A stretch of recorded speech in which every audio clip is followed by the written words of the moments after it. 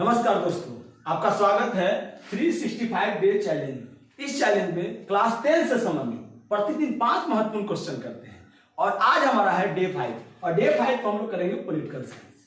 चलिए वीडियो को शुरू करते हैं।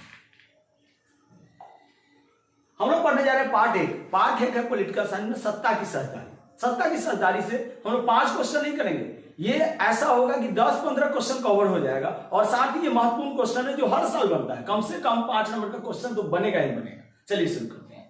सत्ता की साझेदारी का मुख्य उद्देश्य क्या है? ए, संघर्ष को बढ़ाना, बी, लोकतंत्र को मजबूत करना, सी, तानाशाही स्थापित करना, चौथा, चुनाव रोकना।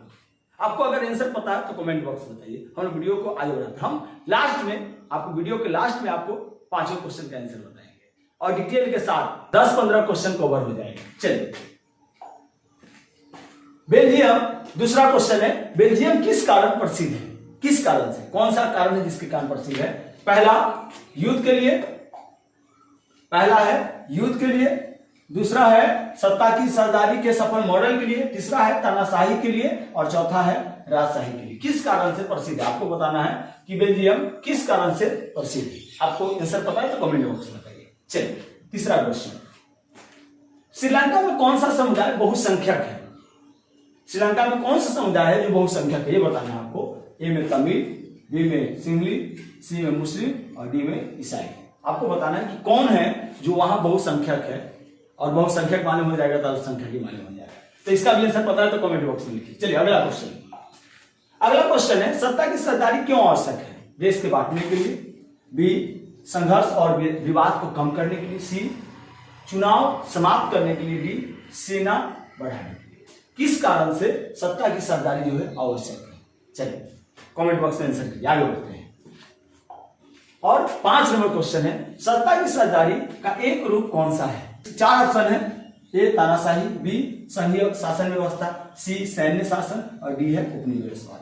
आपको बताना है इसमें कौन सा आंसर सही होगा। चलिए अब हम लोग 5 क्वेश्चन के आंसर जानते हैं डिटेल से। चलिए पहला क्वेश्चन है, सत्ता की साझेदारी का मुख्य उद्देश्य क्या है? याद रखिएगा, सत्ता की साझेदारी का मुख्य उद्देश्य लोकतंत्र को मजबूत बनाना। सत्ता की साझेदारी का मुख्य उद्देश्य लोकतंत्र को मजबूत करना। लोकतंत्र कैसे मजबूत होता है? सत्ता में जब हम सभी लोग को साझेदार बनाते हैं तो सभी लोग को लगता है ये देश मेरा है। सभी लोग चुनाव को अपना चुनाव समझते हैं और लड़ते हैं। क्यों? क्योंकि हम अपने लोग को जिताएंगे, अपने जीतेंगे और इससे लोकतंत्र मजबूत होता है। हमारे देश में भी सत्ता को कई भागों में बांट दिया गया है। केंद्र सरकार, राज्य सरकार, पंचायत सरकार, और इससे सभी लोग चुनाव में भाग लेते हैं, वो अपना देश समझते हैं और इलेक्शन लड़ते हैं। चलिए अगला क्वेश्चन है, बेल्जियम किस कारण प्रसिद्ध है? याद रखिएगा, बेल्जियम जो है सत्ता की साझेदारी के सफल मॉडल के लिए प्रसिद्ध है। ये बेल्जियम का उदाहरण। बेल्जियम में 3 भाषा बोलने वाले लोग, फ्रेंच, डच, जर्मनी।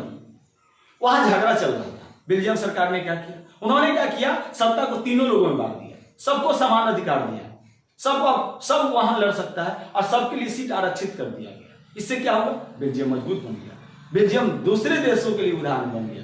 अच्छा, कुछ ऐसे देश थे नहीं कर सकते, जैसे श्रीलंका, और श्रीलंका में गृह युद्ध शुरू हो गया ना।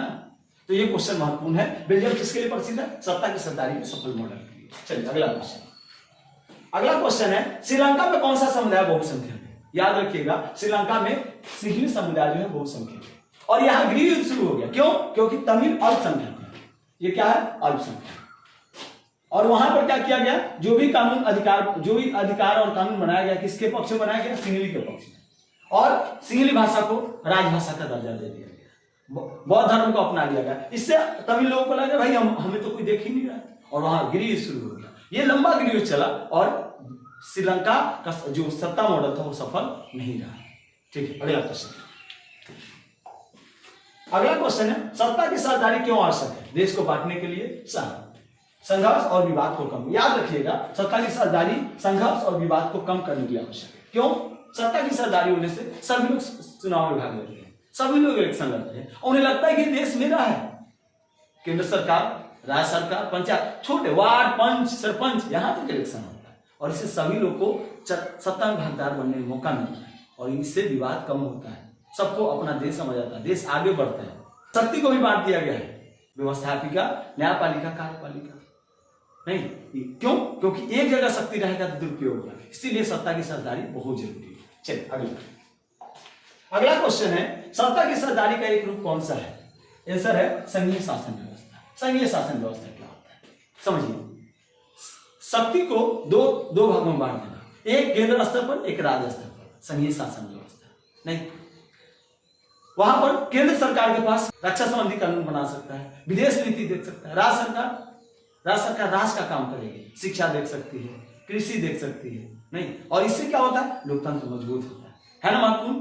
और यहां से 5 नंबर नहीं, लगभग 10-15 क्वेश्चन हमारा कवर हो गया। इसी तरह के मजेदार वीडियो चाहिए तो वीडियो को लाइक कर दीजिए, चैनल को सब्सक्राइब करना बिल्कुल मत भूलिए।